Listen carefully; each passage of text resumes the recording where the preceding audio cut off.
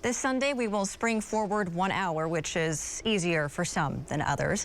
This afternoon, sleep expert Tara Hess is back with advice on how to better adjust to the start of daylight saving time. Very timely, Tara. I didn't even realize this was coming up on Sunday. Yes, snuck up on us all. It really did. So the time change can really impact children and their circadian rhythms. How can parents make sure their kids are getting a good night's sleep once we spring forward? Well, some parents may want to actually start working on their child's sleep schedule this week leading up to the change. If you have a new baby like under 6 months or your child is over the age of 2, you may be able to just cold turkey, make all the changes next weekend. But if you have a child between the ages of 6 months to 2 years old, you might want to be gradually adjusting their schedule this week. So a good thing to do would be to be moving everything 10 minutes earlier, naps, bedtime, wake time, everything 10 minutes earlier starting tonight.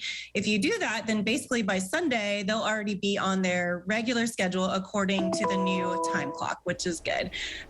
Regardless of whether you just cold turkey make those changes or you try to gradually make those changes, on Sunday, every parent wants to try to do everything according to the new clock schedule. Okay, and is this the only time of year where you want to adjust kids' schedules? Is it when we spring forward and then later this year when we fall back as well? Yeah, when we fall back, we would just do the opposite and try to adjust schedules later by about 10 minutes or 15 minutes each night leading up to that change. Yeah. And I know adults can get really exhausted with this change as well. I imagine kids do as well. Getting that. Should they take naps during the day or have no naps and then just wait until it's time to go to bed to get their sleep?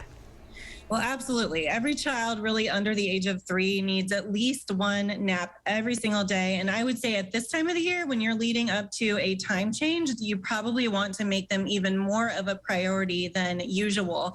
Another thing that can be really helpful, not only for naps, but the early mornings, are blackout shades. Sometimes you want more than one layer of really good blackout material, blackout liner or something like that, so that your child cannot tell when the sun is coming up or when the sun's out, so they can nap well. That can make a huge difference as well.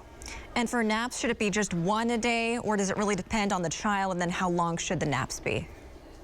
So that is really going to vary. It changes. I mean, really, a child's schedule is changing like every few months. So for children up until the age of about 15 to 18 months, they're taking at least 2 naps. And then at that point, they usually on average go to 1 nap a day. And then that final nap drops by the time they're around 4 years old. Okay. And then does spending time outside have any impact on their circadian rhythms?